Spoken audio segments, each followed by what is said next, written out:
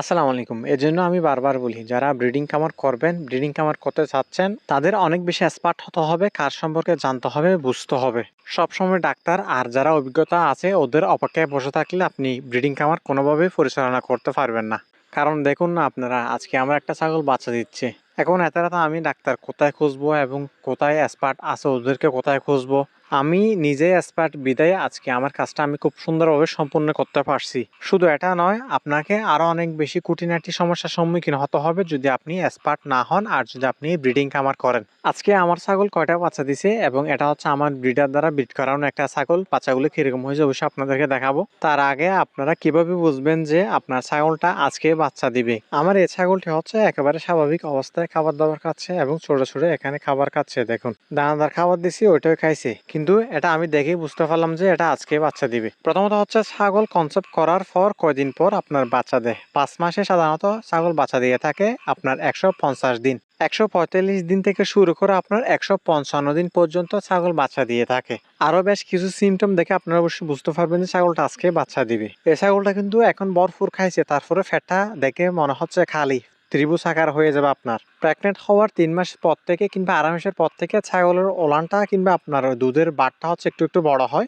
ওই দিন কিন্তু একটু অস্বাভাবিকভাবে মোটা হয়ে যাবে এবং লেসের গোড়া আপনার একটু নিচের দিকে ঢুকে যাবে এবং গর্তের মতো হয়ে যাবে। আরেকটা জিনিস আপনার ট্রাই করতে পারেন, যদি এটা সকল আপনার ছাগলের ক্ষেত্রে হয় না, দুধ একটু টান দিলে আপনার শাল দুধের মতো দুধ বের হয়। ছাগলটা একটু অস্থির টাইপের হয়। সবকিছু লক্ষ্য করার পর ছাগলটা আমি খামারের মধ্যে আর ঢুকে নাই, এটা বাহিরে বেঁধে রাখছি।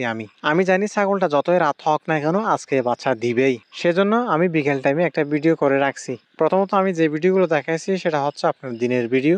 আমি 100% শিওর হয়ে গেছি, সেজন্য আমি ভিডিওটা করে রাখছি। এরপর আপনার ওই আস্তে আস্তে ফ্যাট ব্যথা শুরু হলো, ছাগলটা উঠতেছে বসতেছে। যদিও বা আমি এত আপনার ওই বিস্তারিতভাবে ভিডিওটা করতে পারি না, ধারণ করতে পারি না, কারণ আমি একা মানুষ। কামারের সব কাজ এক কথায় বলতে গেলে আমি নিজেই করি। সেজন্য ছাগলটাকে একটু সময় দিতে হচ্ছে, যার ফলে ভালো করে আপনার ভিডিওটা ধারণ করতে পারি নাই। এমন অবস্থায় ছাগলকে বিরক্ত না করাই উত্তম। ওর মতো করে যদি আপনি ওকে ছেড়ে দেন, আমার মনে হয় সবচেয়ে বেস্ট হবে। আমরা অনেক সময় কি করি, ছাগল যখন উঠে বসে সে সময় আমরা আপনার ওইখানে হাত দিয়ে বাচ্চাগুলো টেনে বের করার চেষ্টা করি। আসলে এরকম করাটা মোটেই উচিত নয়। এরকমটা কখন করবেন? যখন হচ্ছে আপনি দেখতেছেন ছাগলটা নিচ থেকে কোনোভাবে বাচ্চা প্রসব করতে পারতেছে না, তখনই আপনি করবেন, কিংবা কোনো এক্সপার্ট মানুষকে দিয়ে করাবেন কিংবা আপনার ডাক্তারকে দিয়ে করাবেন। যদি আপনি দেখতেছেন যে আপনার ছাগল একেবারে নর্মাল, আলহামদুলিল্লাহ, তাহলে মাস্টারি করার দরকার নাই। ওর মতো করে বাচ্চা দিয়ে দিবে। এতে আপনার এত বেশি চাপ নেওয়ার দরকার নাই কিংবা আপনার টেনশন করার দরকার নাই।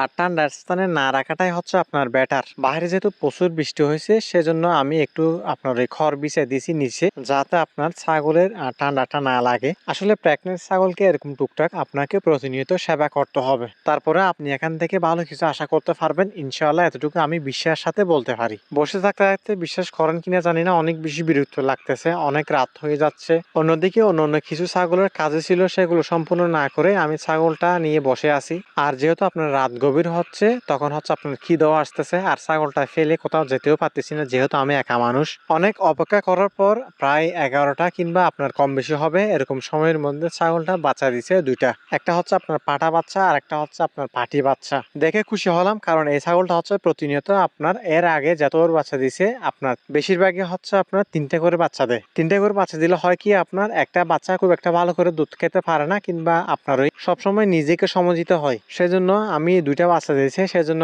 অনেক বেশি খুশি হয়েছি। আর বাচ্চাগুলো মাশাআল্লাহ দেখার মতো ছিল। এটা আমার ব্রিডারের বাচ্চা। অনেকে বলতে পারেন যে কানগুলো খুব একটা বড় হয় নাই, আসলে দেখেন মাটা হচ্ছে একদম পিওর ব্ল্যাক বেঙ্গল ছাগল, সেজন্য হচ্ছে আপনার অত বেশি পার্সেন্টেজ এখানে আসে নাই। আমার ছাগল দিয়ে বাহিরে যে সমস্ত মাদি ছাগলগুলো প্রজনন করেছি, ওইগুলোর বাচ্চাগুলো দেখলে সত্যি আপনি অবাক হয়ে যাবেন। অনেক সুন্দর সুন্দর বাচ্চা পেয়েছি এই পাঠা ছাগলটা দিয়ে।